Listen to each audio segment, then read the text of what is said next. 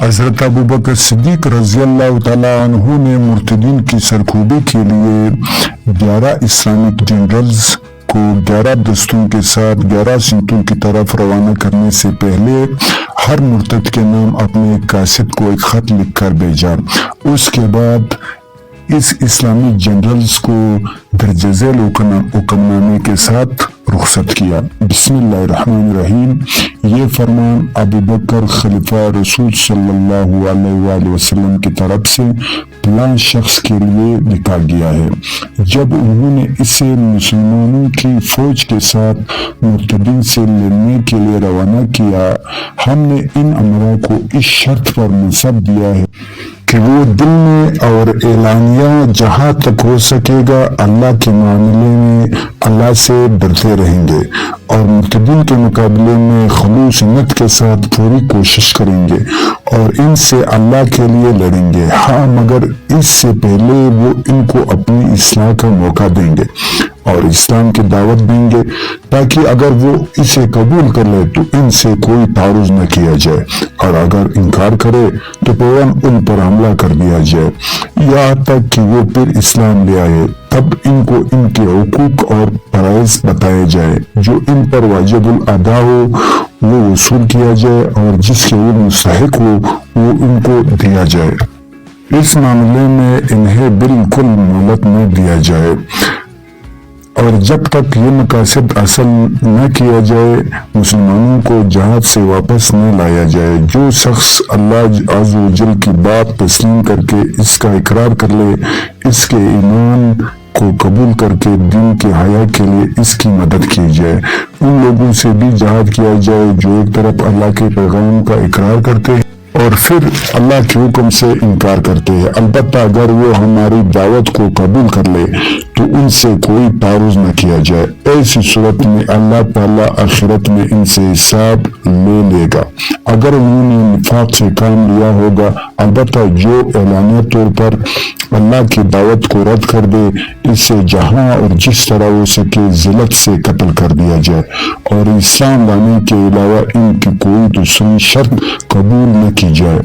جو اسلام کا اقرار کرے اسے مسلمان سمجھا جائے اور اس سے مسلمانوں جیسا سلوک کیا جائے اور جو اسلام لانے سے انکار کرے اس سے جنگ کی جائے، اللہ فتح دے۔ مرتدین کو تلوار اور آگ سے بری طرح ہلاک کر دیا جائے اور جو مال غنیمت دستیاب ہو اس میں سے 5واں حصہ علیحدہ کر کے باقی کو شرکائے جہاد میں تقسیم کر دیا جائے اور 5واں حصہ ہمیں بیچ دیا جائے۔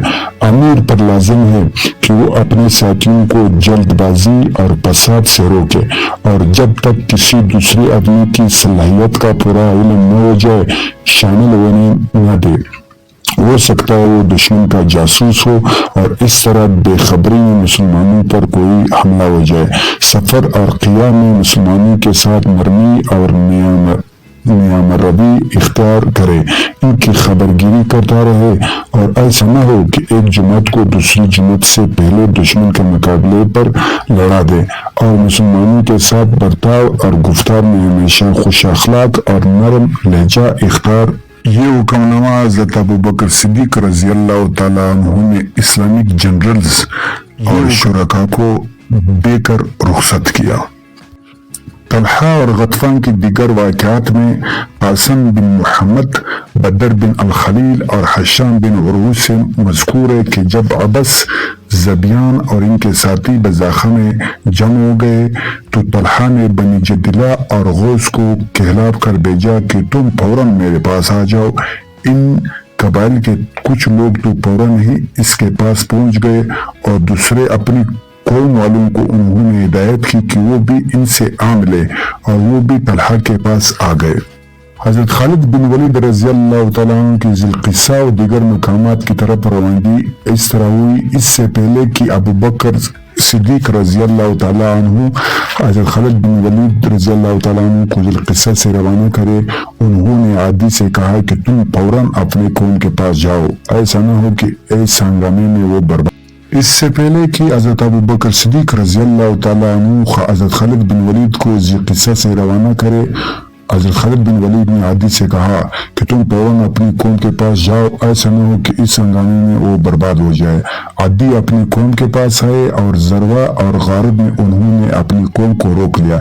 ان کے بعد حضرت خالد بن ولید رضی اللہ تعالیٰ عنہ روانہ ہوئے اور ان کو حکم دیا گیا تھا کہ پہلے اکناف کے مقام پر قبیلہ طے سے مقابلہ شروع کرے اور پھر بزاخہ کرے اور پھر وہاں سے آخر میں بطاح جائے، اور جب وہ دشمن سے فارغ ہو جائے تو جب تک ان کو جدید احکام نہ ملے وہ کوئی اور ارادہ نہ کرے۔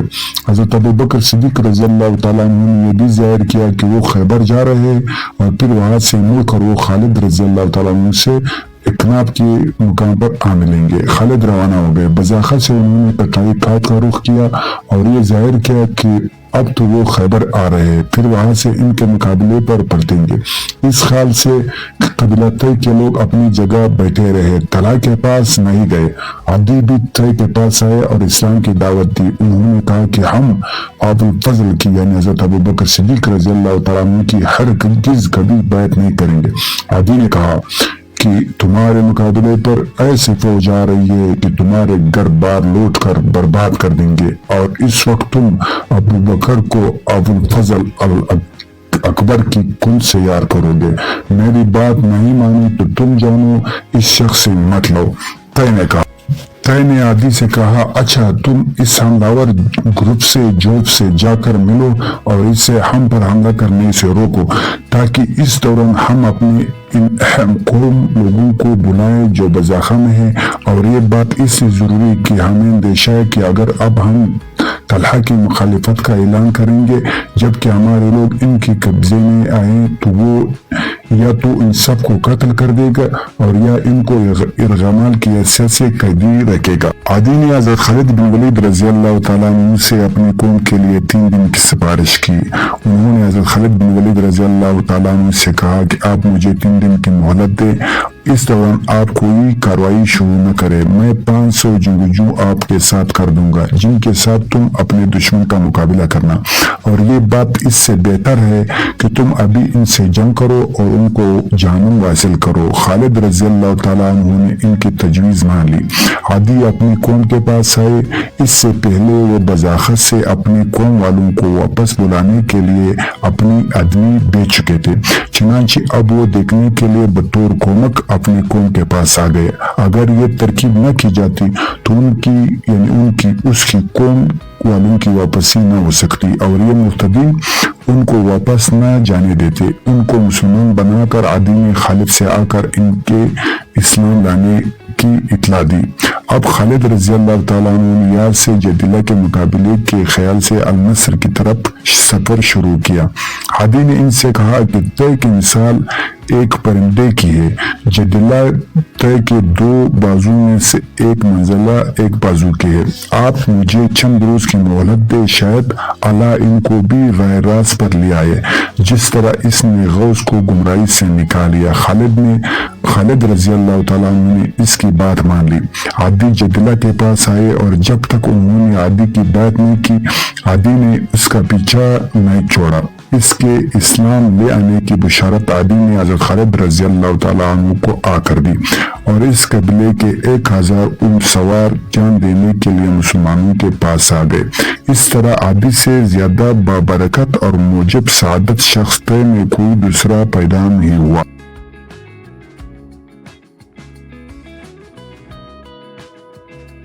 مذکورہ واقعے سے متعلق دوسری روایت یہ ہے، اس سلسلے میں ہشام بن الکلمی کہتے ہیں کہ جب اسامہ اور ان کی تمام فوج واپس آ گئی، ابو بکر رضی اللہ تعالیٰ عنہ نے مرتدین کے خلاف تیز تر کوشش شروع کر دی۔ وہ سب کے ساتھ مدینے سے چل کر ذی القصہ جو نجد کے سمت مدینے سے 1 منزل ڈاک کے مسافت پر آئے، یہاں انہوں نے اپنی فوجوں کو مرتب کیا اور پھر خالد بن ولید کو سب کا سپہ سالار مقرر کر کے روانہ کیا۔ ثابت بن قیس کو انصار کا امیر مقرر کر کے خالد رضی اللہ تعالیٰ عنہ کے ماتحت کیا اور خالد کو حکم دیا کہ وہ طلحہ اور عینہ بن حسس کے مقابلے پر جائے جو بنی اسد کے پانی کے ایک چشمے پر ٹھہرے ہوئے تھے۔ اس موقع پر ابو بکر رضی اللہ تعالیٰ عنہ نے یہ چال بھی چلی کہ ظاہر یہ کیا کہ خود میں بھی اپنی تمام فوج کے ساتھ بہت جلد خیبر ہوتا ہوا تم سے آ ملوں گا۔ حالانکہ تمام فوج خالد بن ولید رضی اللہ تعالیٰ عنہ کے ساتھ کر چکے تھے، مگر اس بات کو انہوں نے اس لیے ظاہر کیا تاکہ دشمن کو یہ خبر پہنچے اور وہ مرعوب رہے۔ اس انتظام کے بعد ابوبکر رضی اللہ تعالیٰ عنہ مدینہ چلے اور خالد اپنی راہ پر چل پڑے۔ ناظرین، اگلی ویڈیو تک کے لیے اللہ نگہبان، اسلام زندہ باد۔